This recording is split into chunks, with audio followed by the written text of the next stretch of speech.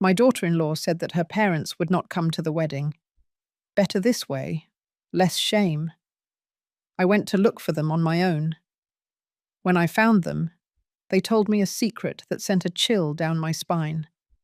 I'm glad to have you here.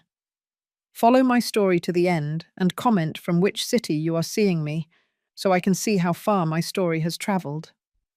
My name is Deborah, and for 53 years I have trusted my maternal instinct.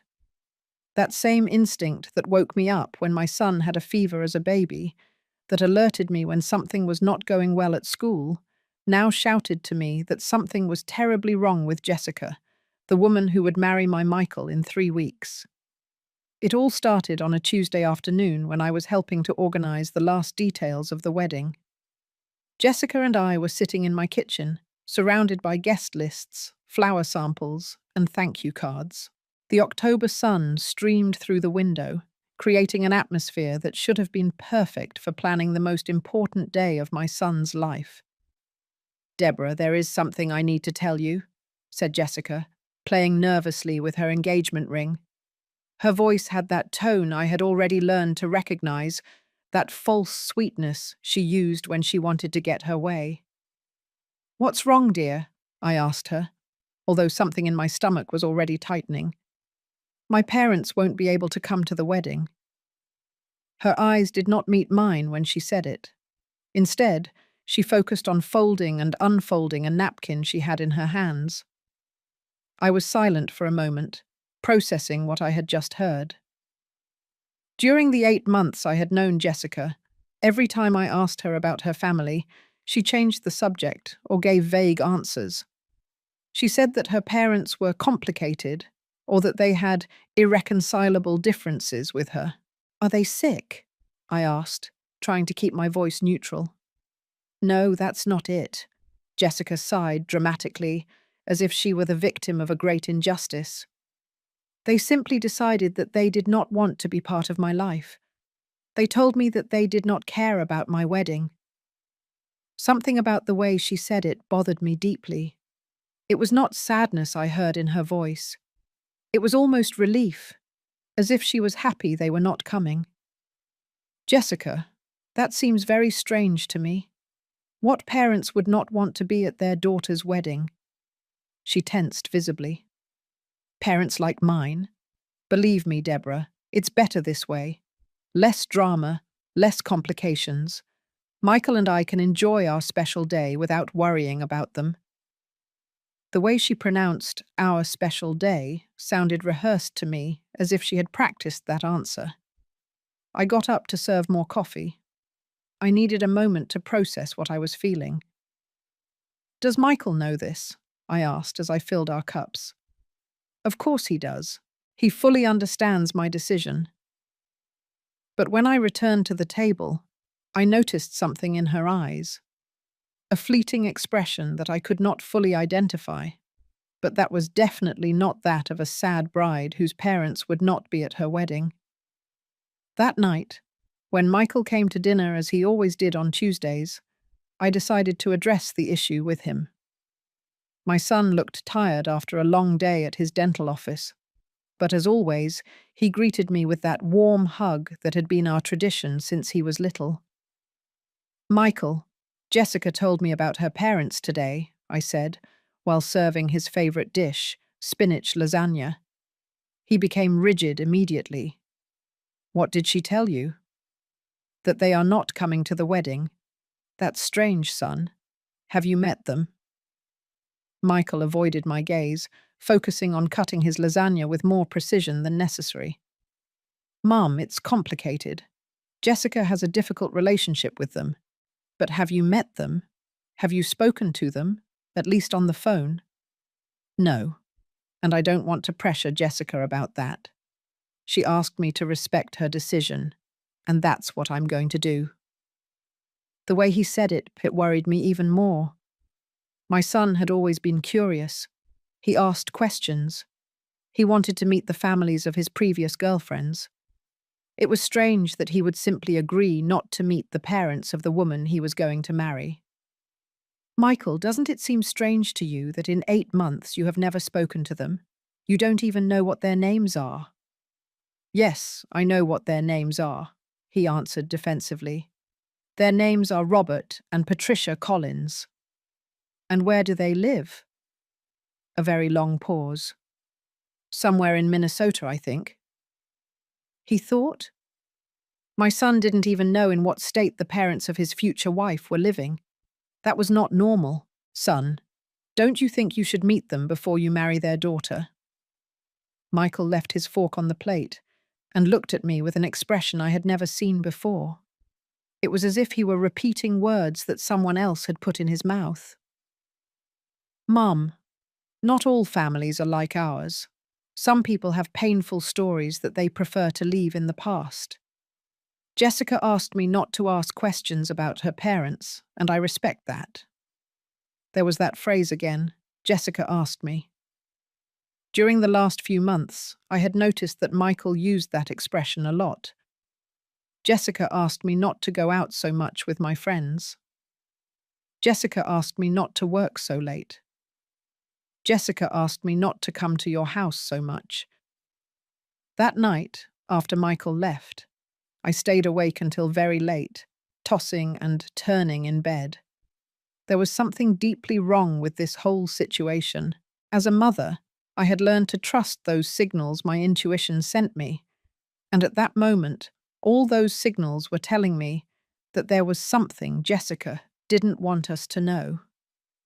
The next day, I decided to do something I never thought I would do: investigate my son's future wife. I started with the basics. I searched the internet for Robert Collins, Minnesota, and Patricia Collins, Minnesota. But there were too many results. I needed more specific information. During lunch, I called Jessica with the excuse of talking about flowers. Dear Jessica, could you give me the full names of your parents for the guest list? Even if they don't come, I would like to send them a thank you card for raising you so well. There was a very long pause on the other side of the line. Deborah, I really don't think it's necessary. As I told you, they don't want to be part of this. I understand, but as your mother-in-law, I feel it's the right thing to do. I just need their full names and maybe their address. I don't have their current address, she replied quickly. They moved recently and didn't give me the new one. Another lie. I could feel it in my soul. What parents move without giving their daughter their new address? Well, and their full names then? Robert James Collins and Patricia Ann Collins, she replied, but her voice sounded tense. That afternoon, armed with the full names, I spent hours searching the internet. Finally, I found something that made my blood run cold. Robert James Collins and Patricia Ann Collins lived in Minneapolis, Minnesota, and according to public records, they had a daughter named Jessica Michelle Collins. But what shocked me was not finding them. It was discovering that they had a publicly listed phone number. If Jessica really had no contact with them, why would they still have the same phone number after all these years? That night, with trembling hands, I dialed the number. A kind female voice answered on the third ring. Hello? Are you Patricia Collins? Yes, who is this? I took a deep breath. My name is Deborah Miller. I am Michael's mother, the fiancé of your daughter, Jessica. The silence that followed was deafening. Are you Jessica's fiancé's mother? Patricia Collins' voice on the other side of the line was full of an emotion I couldn't immediately identify. It wasn't joy, but it wasn't indifference either. It was something deeper, more painful. Yes, I answered, feeling my heart beating so fast I was sure she could hear it through the phone. Jessica told me that you could not come to the wedding because, well, because you did not want to be part of her life. The silence that followed lasted an eternity. I could hear Patricia breathe deeply, as if she were trying to decide what to say. Mrs. Miller, she finally spoke, and her voice was broken. Could we speak in person? There are things you need to know about our daughter. The words hit me like a punch in the stomach. The way she said, "There are things you need to know," confirmed that my worst fears were about to come true. "What kind of things?" I asked, although part of me didn't want to hear the answer. "It is not something I can say over the phone. Would it be possible for you to come to Minneapolis? Or could we go there? This is very important." We agreed to meet that weekend. I told them I would go to Minneapolis, that I needed to make this trip alone. I didn't tell Michael anything. Something told me that what I was about to discover would change everything, and I needed to be prepared before involving my son. On Friday morning, I told Michael I was going to visit my sister in Madison, Wisconsin for the weekend. Technically, it was not a complete lie, since my sister Carol lived there, but it was definitely not the whole truth. "Do you want Jessica and I to take you to the airport?" Michael offered while we were having breakfast. "No, dear. I've already hired a service. You two have a lot to do for the wedding." Jessica, who was sitting next to him drinking her coffee, looked at me with a strange expression when I mentioned Wisconsin. For a second, I saw something similar to panic cross her eyes, but it faded so quickly that I almost thought I had imagined it. "Madison?" she asked, trying to sound casual. "How nice. Has your sister lived there for a long time?" "About 15 years, I replied, carefully observing her reaction. "I have never been to that part of Wisconsin," she said, but something in her tone made me think she was lying again. The flight to Minneapolis was turbulent, but not as much as my thoughts. During the 3-hour trip, I could not stop wondering what was so terrible that Jessica's parents needed to tell me in person. I had considered the possibility that it was an exaggeration, that perhaps it was just normal family differences. But the urgency in Patricia's voice told me it was something much more serious. Patricia and Robert Collins picked me up at the airport. I recognized them immediately because Jessica had inherited her mother's green eyes and her father's facial structure. But what struck me most was seeing the deep sadness that both had on their faces. It was not the kind of temporary sadness that comes with everyday problems. It was the kind of sadness that settles in the soul when you have lost something or someone forever. Patricia hugged me as if she had known me all my life. "Thank you for coming, Deborah. I know this must be very confusing for you."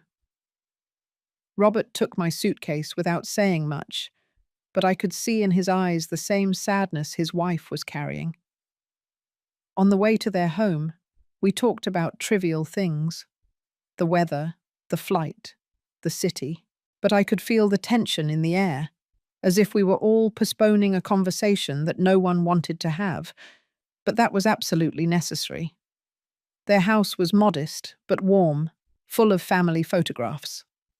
While Patricia was making coffee, I looked at the photos in the living room. There were many of Jessica when she was a child, on birthdays, graduations, family vacations. It looked like a normal and happy family, but I noticed something disturbing. All of Jessica's photos ended when she was approximately 23 years old. After that age, it was as if she had disappeared from their family history. "Those are the last photos we have of her," Robert said, noticing what I was observing. "Since then, we have known practically nothing about her life." "When was the last time you spoke to her?" I asked, feeling a knot forming in my throat. "5 years ago," Patricia replied, coming back with a coffee tray. When she told us she never wanted to see us again, I sat on the couch, trying to process what I had just heard. What happened 5 years ago? Patricia and Robert looked at each other as if deciding who should tell the story. Finally, Patricia spoke. "Deborah, what we are going to tell you is going to be very difficult to hear, but you need to know the truth about our daughter before your son makes the same mistake that other good men made before him." My heart stopped. "What do you mean by other men?" Robert leaned forward, his hands intertwined in front of him. Jessica has been engaged 4 times before, Mrs. Miller. 4 times. The air escaped my lungs. 4 times? The first time she was 21 years old, Patricia continued. He was a wonderful boy named David. She completely destroyed him. She left him 2 weeks before the wedding, after he had spent all his savings on the ceremony. But that could be wedding nerves, I said weakly, trying to find a rational explanation. The second was James, said Robert. That was 8 years ago. Jessica told him she was pregnant to get married faster. After the engagement, she lost the baby that never existed. I felt as if I had been slapped. Are you sure about that? The doctor confirmed to us that she had never been pregnant when James called us asking what had happened, Patricia replied with a broken voice. That poor man was devastated. He had been so excited to be a father. The third was Mark, Robert continued. That was 6 years ago. Jessica convinced him to buy a house that he could not afford, telling him she had saved money to help with the payments. After the engagement, she disappeared with $30,000 that he had given her for joint investments. My hand trembled so much that I had to leave the cup of coffee on the table. And the fourth? Patricia wiped away a tear that had begun to roll down her cheek. The fourth was 5 years ago. His name was Brian. He was a doctor, like your son, an incredibly good and gentle man. What happened to him? The silence that followed was so heavy I felt as if I was drowning. Patricia and Robert looked at each other again, and I could see this was the most painful memory of all. Brian tried to commit suicide 3 days before the wedding, said Robert finally, his voice barely audible. The world stopped. I literally felt as if all the air had been sucked out of the room. What? I whispered. Jessica had been manipulating him psychologically for months, explained Patricia. She isolated him from his family, from his friends. She convinced him that no one loved him except her, that his family hated him, that he was a failure as a doctor. By the time we realized what was happening, Brian was no longer the same man we had known. The day he came to our house asking for help, we didn't recognize him, Robert continued. He had lost about 20 pounds. He hadn't slept for weeks. He was completely emotionally broken.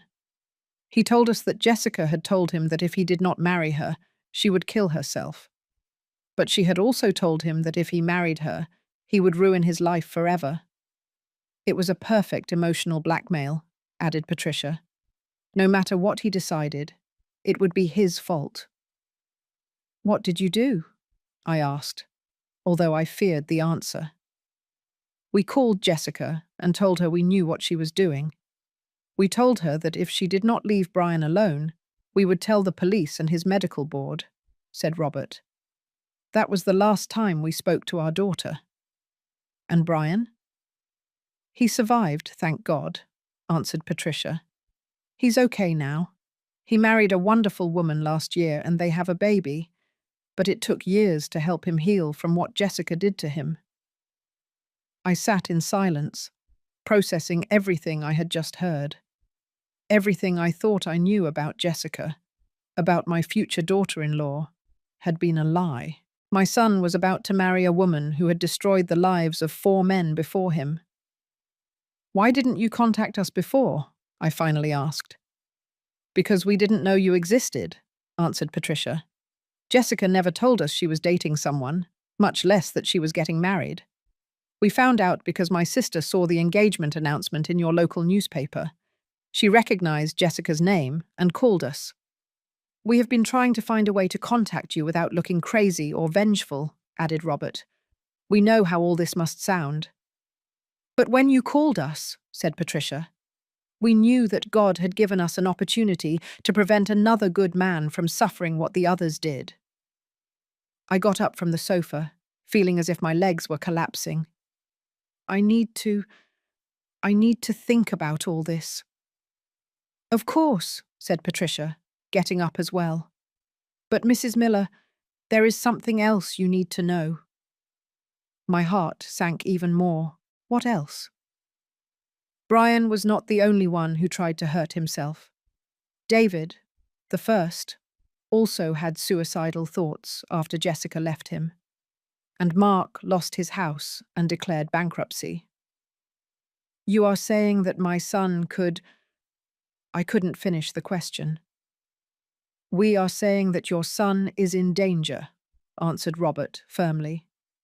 And based on what we have observed in the past, that danger increases the closer the wedding date is. That night, I could not sleep a minute. I lay in the guest room of the Collinses, looking at the ceiling, processing everything I had heard. Every time I closed my eyes, I saw Michael's face, his innocent smile when he spoke of Jessica, the way his eyes lit up when he mentioned the wedding. My son had no idea what was coming. At 6 a.m, I got up and found Patricia in the kitchen, already dressed and making coffee. By the way she looked at me, I knew she hadn't slept either. Are you okay, Deborah? She asked me, pouring me a cup. No, I answered honestly. Nothing is okay. My son is getting married in 2 weeks to a woman who has apparently destroyed the lives of 4 men. How can anything be okay? Patricia sat down in front of me, her hands wrapping her own cup, as if she needed the heat to give herself courage. There are more things you need to know, she said softly. Last night we didn't tell you everything, because it had already been too much for one day. I felt like a cold fist was squeezing my stomach. What else? Robert is trying to contact the other men, Jessica's ex-fiancés. We want you to talk to them, to listen to their stories directly. Are they willing to talk to me? Brian is. In fact, when Robert explained the situation to him last night, he offered to fly here today. He says he can't let another man go through what he went through. 3 hours later, I was sitting in the living room waiting for Brian to arrive. Patricia had shown me pictures of him before and after his relationship with Jessica. The difference was devastating. In the pictures from before, he looked healthy, smiling, full of life. In the pictures from after, taken by Robert when Brian came to ask for help, he looked like a ghost of himself. When Brian arrived, I immediately understood why Jessica had chosen him.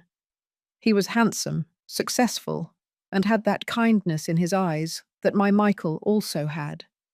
The kind of man who saw the best in people, who trusted easily, who loved deeply. Mrs. Miller, he said to me, holding my hand tightly, thank you for being here. I know this can't be easy for you. Thank you for coming, Brian. I need to understand what this woman did to protect my son. Brian sat down in front of me, took a deep breath, and began to speak. At first, Jessica was perfect, too perfect. But I was so in love that I didn't see the alarm bells.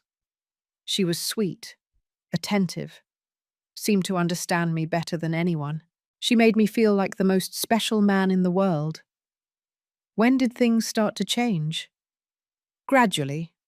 So gradually that I didn't realize until it was too late. She began with small comments about my family. Nothing too direct, just apparently innocent observations. Did you notice how your sister always interrupts you when you speak? Or how your mother is always so critical of you? My stomach tensed. I remembered every time Michael had recently come home and seemed to be analyzing our conversations in a different way, as if he were seeing defects he had never noticed before. Then she began with my friends, continued Brian. She told me she had heard Tom speaking ill of me at a party, or that Sarah had made a derogatory comment about my work. She always had proof. She had always overheard something. And you believed her?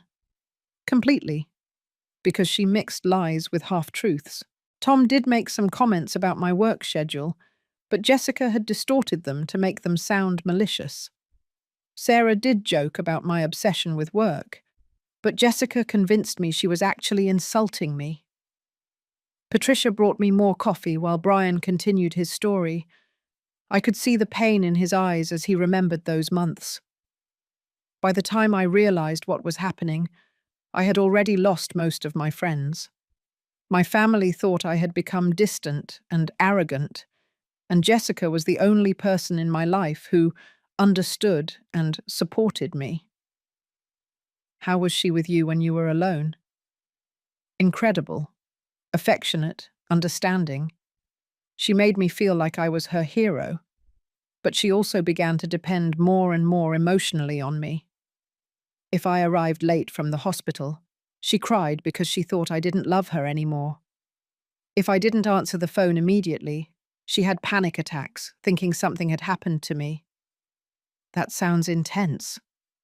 It was exhausting, but she had convinced me that that was true love, that no one else would love me as intensely as she did.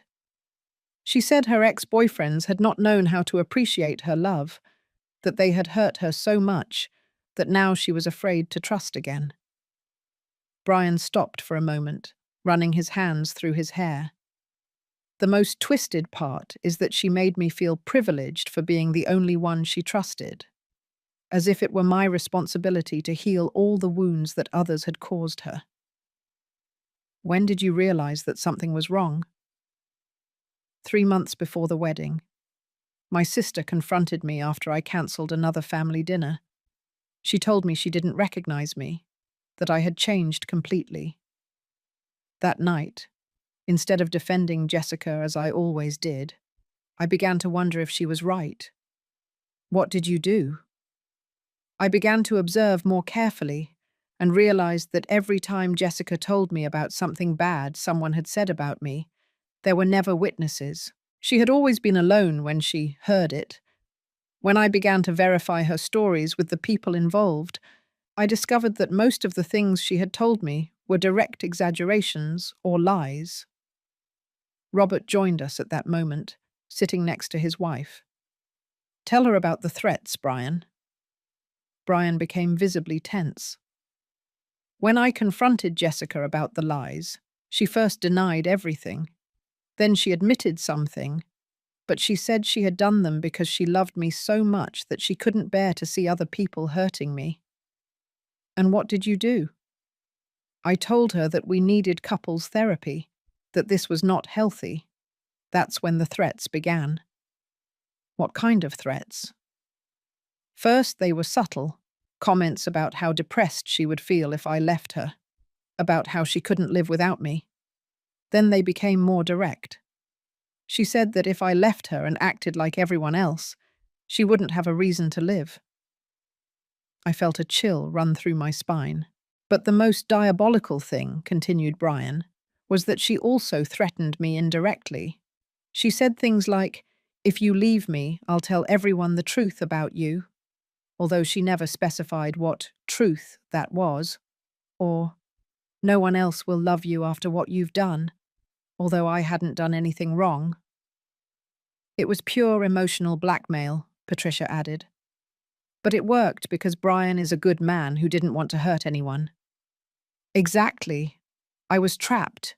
If I stayed with her, I knew I would be emotionally destroyed. But if I left her, she had convinced me that her death would be my fault. What happened the night you... I couldn't finish the question. The night I tried to kill myself, Brian said, completing the sentence for me. It had been a particularly difficult week. Jessica had had 3 crises that week. One because she saw my ex-girlfriend in the supermarket and was convinced I still had feelings for her. Another because my mother hadn't invited her to a family lunch. And the third because I arrived 15 minutes late from the hospital. Each crisis lasted hours. She cried, screamed, accused me of not loving her, threatened to kill herself. To calm her down, I had to comfort her, assure her I loved her more than anything in the world, promise her I would never leave her. That particular night, she told me she had decided to cancel the wedding because, obviously, I didn't love her enough. When I asked her why she thought that, she told me she had seen how I looked at the waitress in the restaurant where we had dined. Brian stopped, breathing deeply before continuing. I didn't even remember looking at any waitress, but Jessica was so convinced, so hurt, that I began to doubt myself. Maybe I did look at her. Maybe I was a bad boyfriend. Maybe I was hurting her without realizing it. That night, after 4 hours of trying to convince her that I loved her, of apologizing for something I wasn't sure I had done, I went to my apartment, completely emotionally exhausted. And that was when I realized I couldn't take it anymore. But I also realized I couldn't leave her, because then her death would be my fault. In my broken mind, the only way out was for me to disappear first. The silence in the room was so dense I could feel it pressing against my chest. Fortunately, Brian continued, I called Robert before doing something irreversible, and he helped me see that everything Jessica had made me believe about myself and the situation were lies. How are you now? I asked. Fine, really fine. I'm married to an incredible woman who loves me in a healthy way. We have a 6-month-old baby, but it took me 2 years of therapy to get here. Brian leaned forward, looking me straight in the eye. Mrs. Miller, your son is in real danger. Jessica won't stop until she has him completely isolated and dependent on her. And when he tries to resist or seek help, she will make him feel that anything bad that happens is his fault. What can I do? How can I protect him without it seeming like I'm trying to sabotage his happiness? That's the million-dollar question, answered Robert. Because if you tell him directly what we've discovered, Jessica will convince him you're jealous, that you're trying to destroy your relationship because you can't stand seeing him happy. She's already started planting those seeds, added Patricia. According to what you told us last night, Michael is already visiting you less frequently and is defending Jessica when you ask legitimate questions. So what do you suggest? Brian smiled for the first time since he arrived. I have an idea, but it will require you to trust us and be willing to act in a way that might seem a little unconventional. My maternal instinct was screaming for me to do whatever was necessary to protect my son. Tell me what you need me to do. The plan that Brian proposed was risky, but after hearing everything Jessica had done to the previous men, I knew I had no choice. The idea was simple in theory, but complicated in execution. We needed Michael to see Jessica's true character for himself, without it seeming like we were manipulating the situation.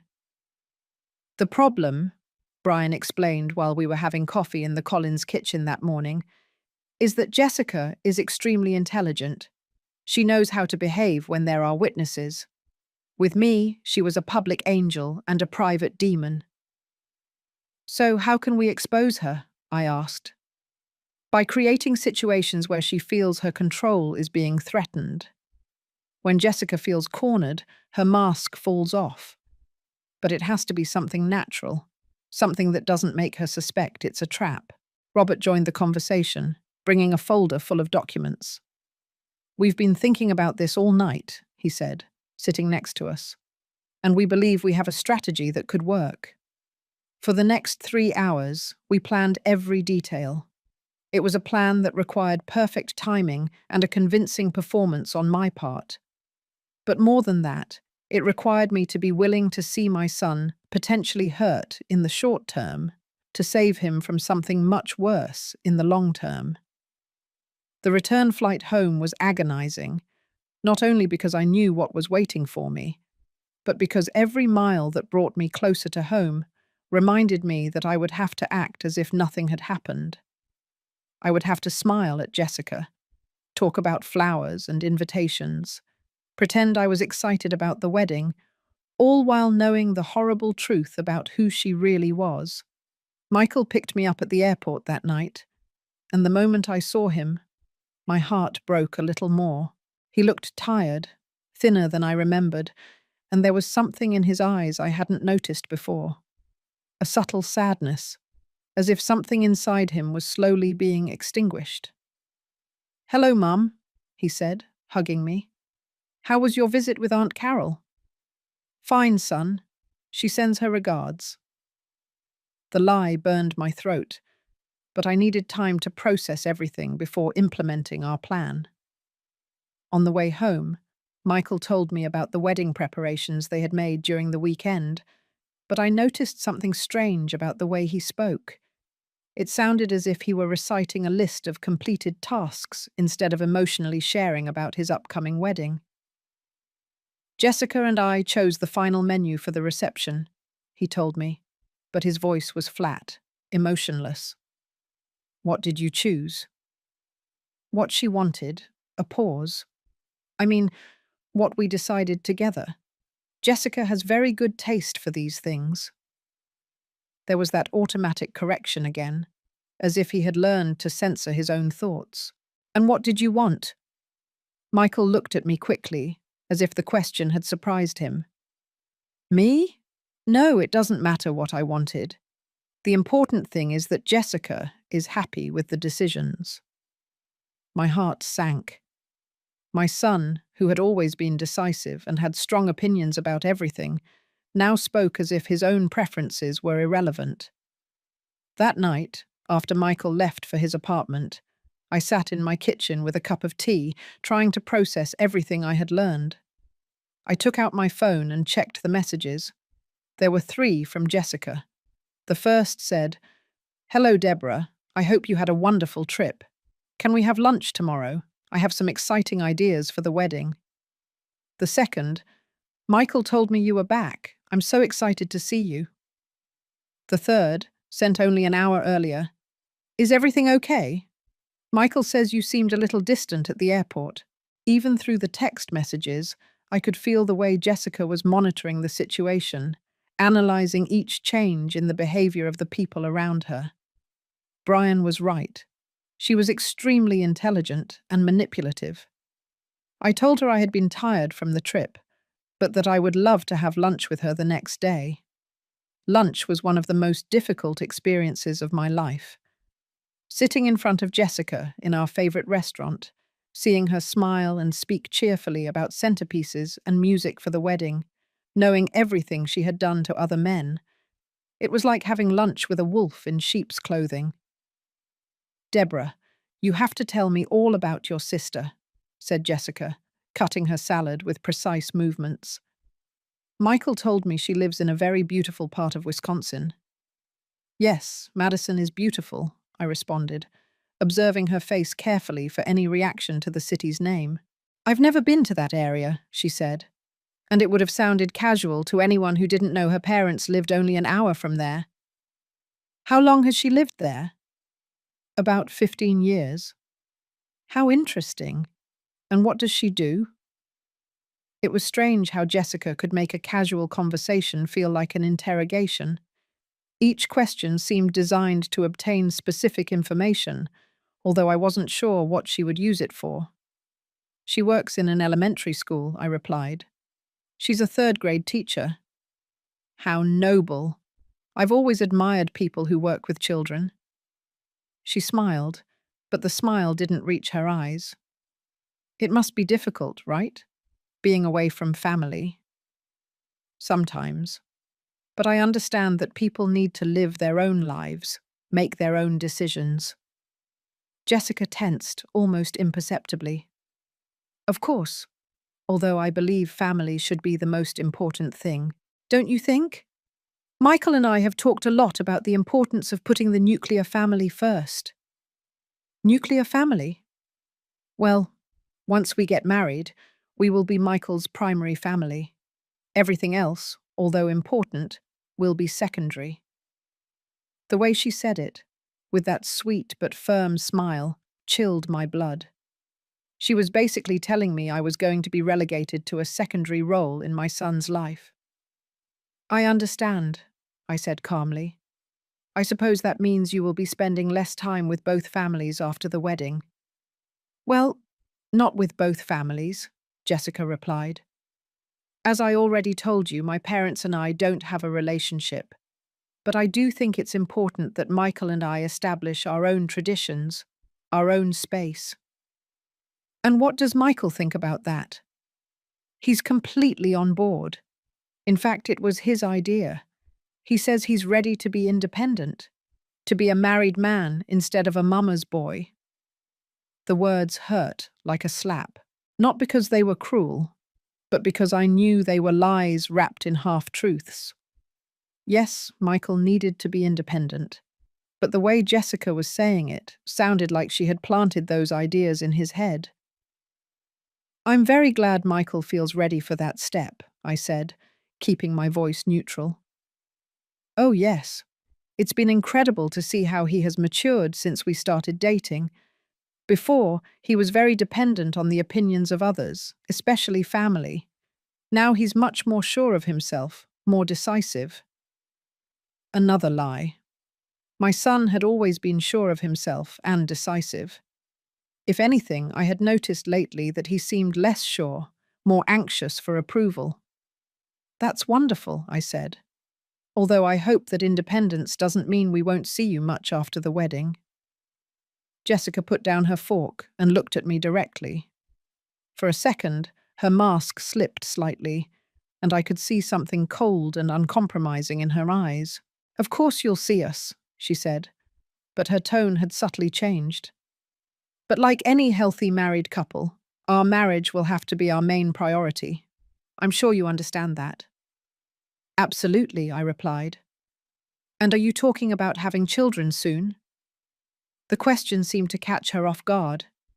She recovered quickly, but not before I noticed a strange expression cross her face.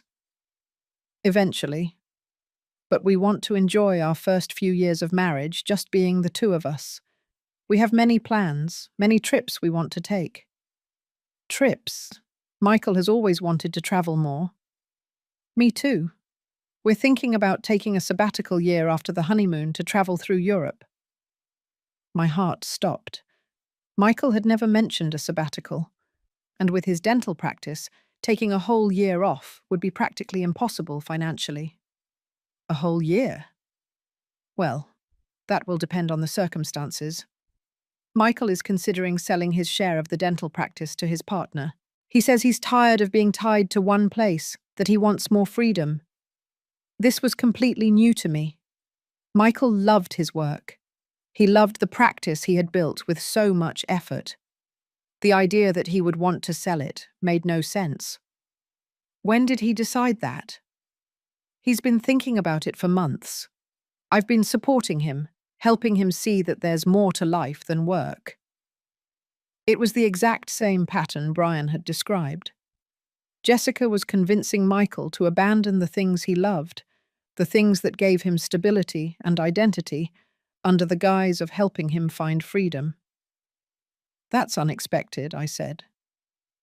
Men sometimes need women to help them dream bigger, Jessica replied with a smile that now seemed completely sinister to me. Michael had a very limited mindset before. Now he's starting to see all the possibilities life has to offer. We finished lunch with her talking animatedly about the travel plans they had, plans she had clearly made without really consulting Michael about their practical or financial feasibility. When I returned home, I immediately called Brian. It's already started, I told him without preamble. She's doing exactly what you said she would do. She's isolating him from me. She's convincing him to sell his practice. She's filling his head with plans that aren't realistic. How advanced is the process? I don't know. But Brian, my son doesn't seem like himself anymore. He talks differently. He acts differently. It's as if... I stopped, swallowing the lump in my throat. As if what? As if he's not my son anymore. Brian sighed deeply. Then we don't have time to lose. Are you ready to implement our plan? I looked out the window at the house where my son had grown up, where we had been happy for so many years before Jessica came into our lives. Yes, I said.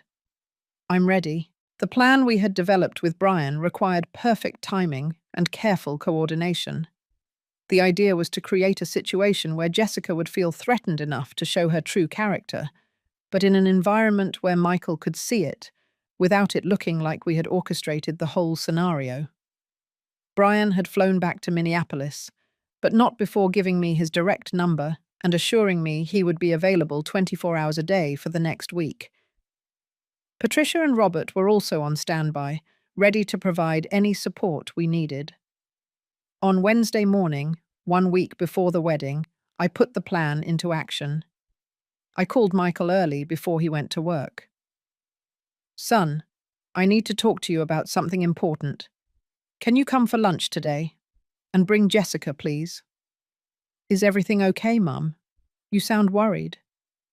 "It's okay, but it's something I need to discuss with both of you in person." Michael arrived at my house at noon with Jessica. She looked particularly beautiful that day, dressed in a light blue dress that enhanced her green eyes.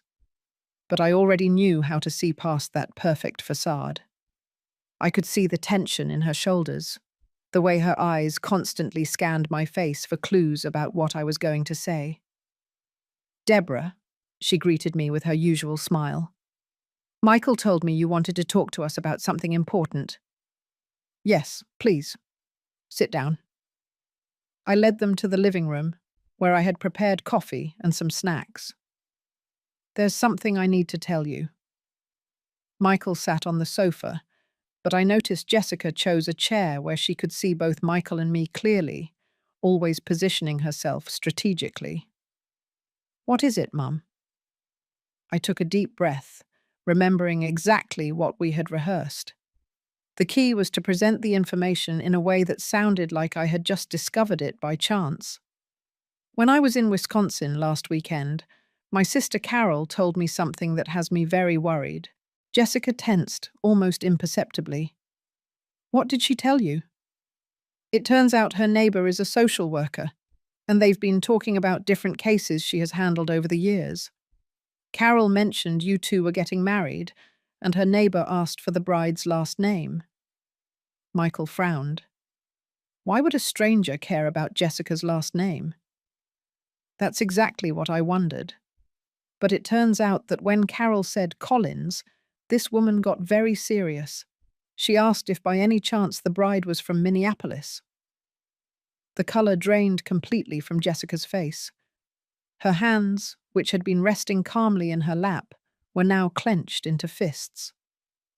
"And what did she say?" Michael asked, obviously confused by the direction the conversation was taking. "She said she didn't know where Jessica was from, but she would ask. And then this social worker told her something that has me very worried." Jessica cleared her throat. "Deborah, I don't know where this is going, but she told me," I continued, looking directly at Jessica, "about a case she had handled a few years ago. A young man who had to be hospitalized for a suicide attempt 3 days before his wedding." The silence that followed was so thick I could feel it pressing against my ears. Michael looked completely lost, but Jessica looked like a cornered animal. "Mum, what does that have to do with us?" Michael asked. "The man's name was Brian Peterson, and he was going to marry a woman named Jessica Collins." Michael turned to Jessica so quickly I thought he would hurt his neck. "Jessica, I don't know what your mother is talking about," Jessica said, but her voice was trembling. "It must be someone else with the same name." "Is it someone else with the same name?" I asked directly. "Or is there something you haven't told us about your past?" Jessica stood up abruptly. "I'm not going to sit here while you accuse me of things I didn't do." "No one is accusing you," Michael said, but his voice sounded less certain than usual. "Mum is just asking." "Your mother is trying to sabotage our wedding," Jessica shouted. And there it was. The mask had finally fallen. "Ever since she met me, she's been looking for ways to break us up." Michael stood up too, clearly shocked by Jessica's emotional outburst. "Jessica, calm down. We can just talk about this." "There's nothing to talk about. Your mother is making up stories, trying to make you doubt me a week before our wedding." I remained seated, watching the situation unfold exactly as Brian had predicted. When Jessica felt threatened, her behavior became erratic and aggressive. "Jessica," I said calmly, "if this is a misunderstanding, we can clear it up easily. Just tell me the truth about Brian Peterson."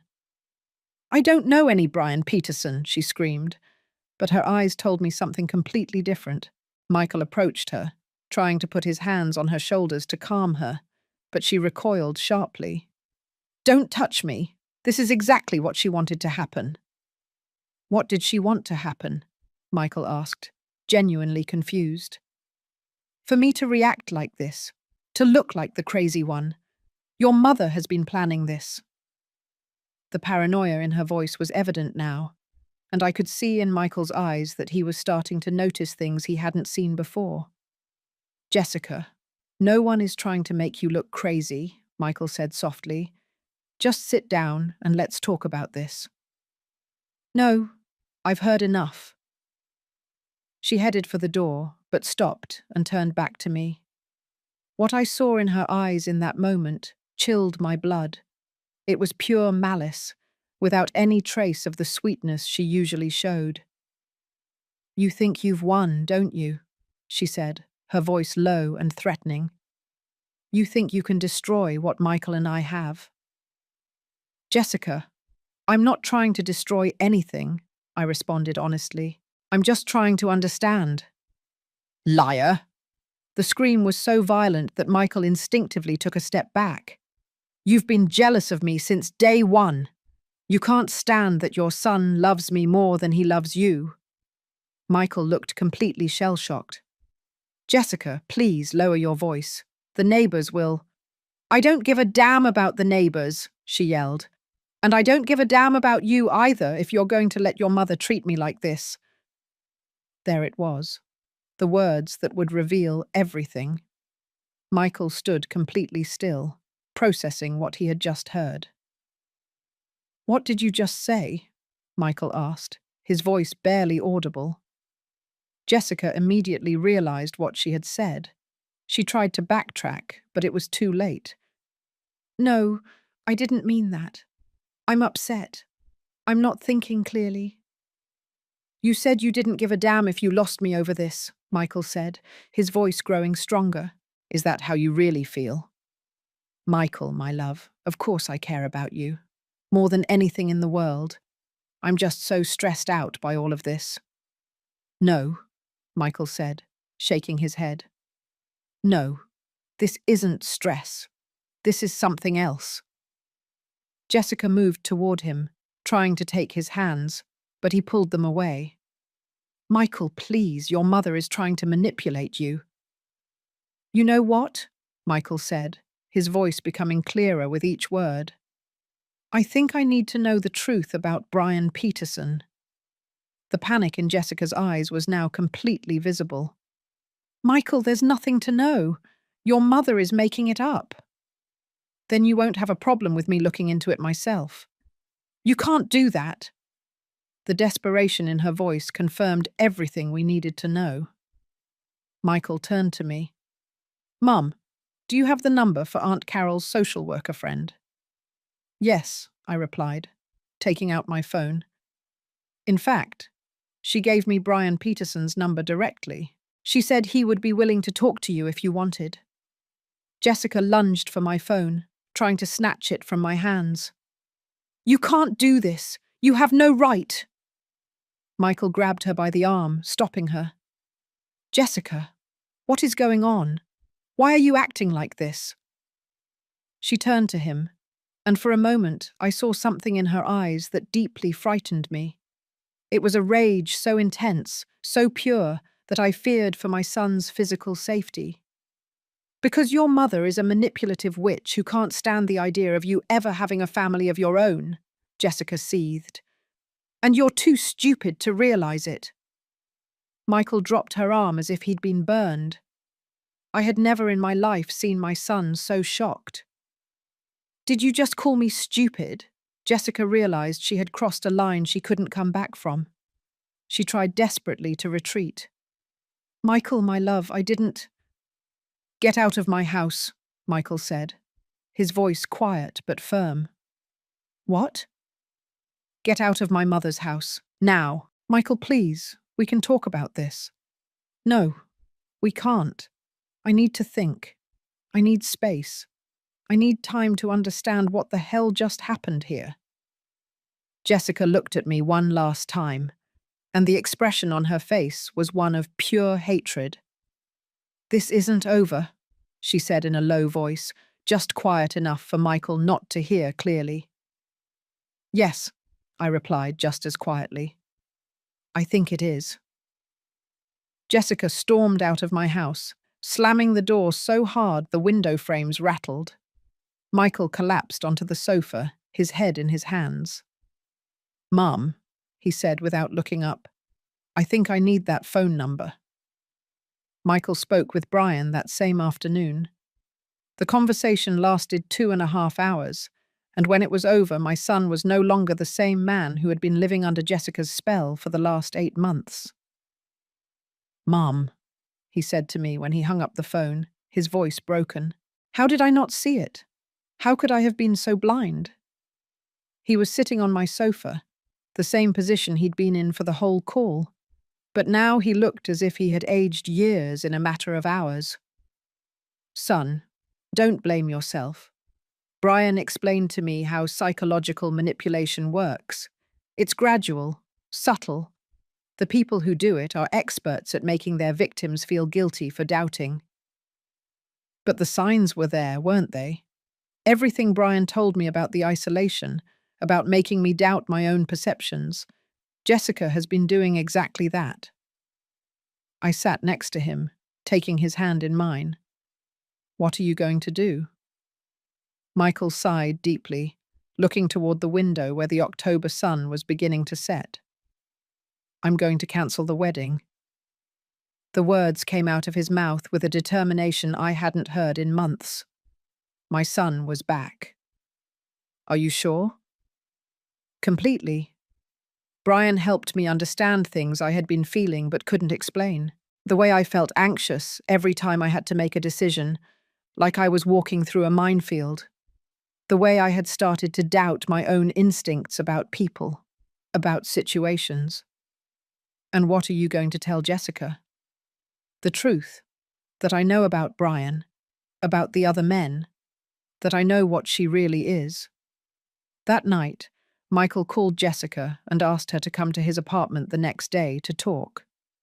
He didn't tell her over the phone what he had discovered, but from the tone of his voice, I'm sure she knew something had fundamentally changed. The next morning, Michael called me before his meeting with Jessica. Mum, can you stay by your phone, just in case? Of course, son. Are you worried? Brian warned me that when Jessica realizes she's lost control completely, she could become unpredictable. Do you want me to be there? No. This is something I need to do alone. But I want to know I can call you if things get bad. I'll be here. Michael never had to call me, but his downstairs neighbor did. Mrs. Miller, this is Tom, Michael's neighbor. There's a woman in your son's apartment who is screaming very loudly. Is everything okay? Can you hear what she's saying? Something about ruining his life, about revenge. Mrs. Miller, she sounds really unhinged. Have you seen Michael? Is he okay? I saw him a few minutes ago on the balcony. He looked okay, but worried. Can you do me a favor? Can you knock on the door and ask Michael if he needs help? Of course. 5 minutes later, Tom called me back. Michael says he's fine, but that the woman is leaving soon. He also asked me to tell you that everything went as expected.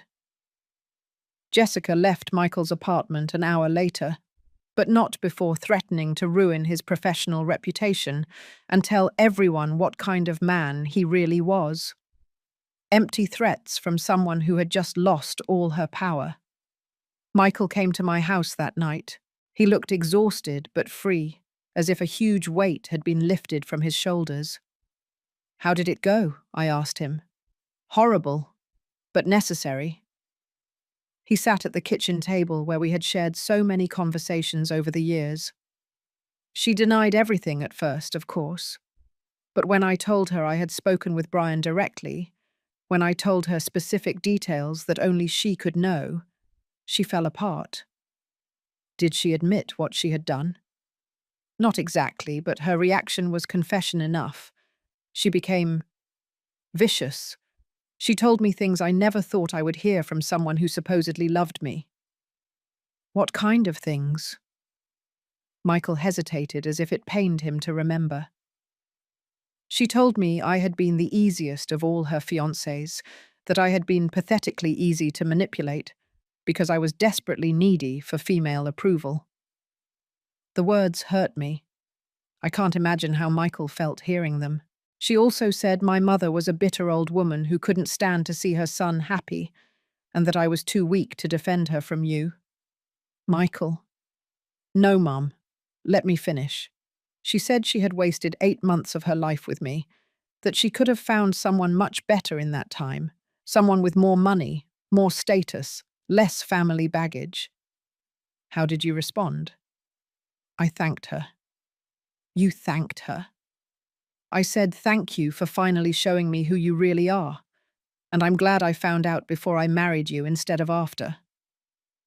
What did she say to that? She screamed for about 20 more minutes, but eventually she realized she wasn't going to change my mind. In the end, she took all her things from my apartment and told me she was going to make sure I regretted this decision for the rest of my life. Are you worried about those threats? Michael smiled for the first time in months, a genuine smile that reached his eyes. No, because Brian explained to me that threats are the last thing they have left when they lose control. He said Jessica would probably make a lot of noise for a while, but eventually she would move on to find her next victim. And that was exactly what happened. For the next 2 weeks, Jessica bombarded Michael with text messages, voicemails, and emails. She alternated between begging him to forgive her and threatening him with various forms of revenge. Michael changed his phone number, blocked her social media accounts, and asked his secretary at the dental practice not to put through any calls from her. After that, silence. A month later, we heard through a mutual acquaintance that Jessica had started dating a successful lawyer from a neighboring city. The pattern was starting all over again with a new victim. That night, when Michael told me about Jessica's new boyfriend, he asked me something that broke my heart. Mum, should we warn him? Should we try to contact that man and tell him what we know? It was an impossible question. On one hand, we knew another good man was about to go through the same hell Michael had narrowly avoided. On the other hand, who would believe us? How could we explain the situation without sounding like a vengeful ex-mother-in-law and a bitter ex-fiancé? I don't know, son. What do you think? I think if someone had come to me a year ago, telling me stories about Jessica, I probably wouldn't have believed them. I probably would have thought they had ulterior motives. You're probably right, but I also think that if there's a way to plant a seed of doubt, to make that man ask the right questions or look for the right signs. In the end, we decided to write an anonymous letter to Jessica's new boyfriend. We didn't include specific accusations or detailed stories. We simply suggested that he research his girlfriend's past, especially any serious previous relationships she might have had. We gave him the names of Brian, Mark, James, and David, without explaining why those names might be relevant. We don't know if the letter made any difference, but 6 months later, that same mutual acquaintance told us that Jessica and the lawyer had broken up, and that he had been the one to end the relationship. A year after the wedding that never happened, Michael started dating Sarah, a nurse he met when she brought her grandmother to his dental practice. The difference between his relationship with Sarah and his relationship with Jessica was like night and day. Sarah was genuinely sweet, but also strong and independent.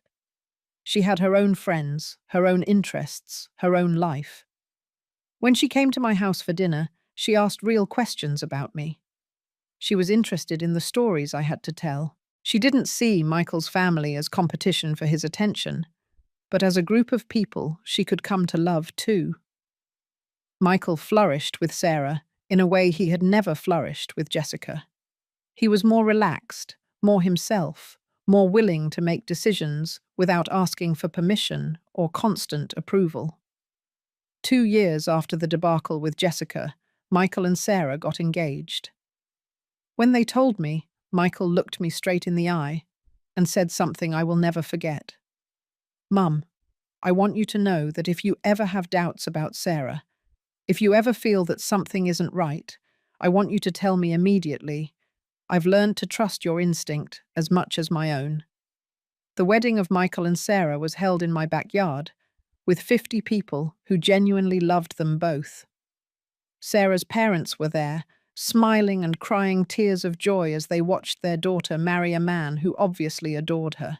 Patricia and Robert Collins came too, having developed a friendship with me over the months following our first meeting.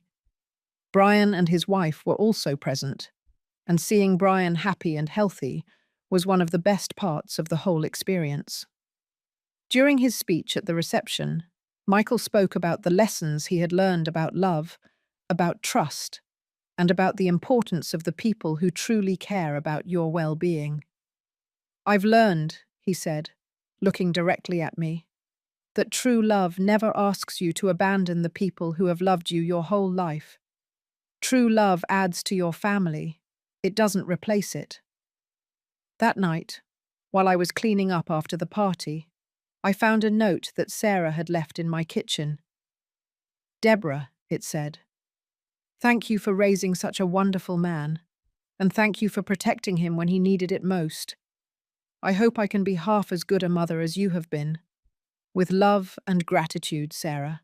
I sat in my kitchen, the same kitchen where I had had so many difficult conversations with Michael during the dark months with Jessica, and I cried.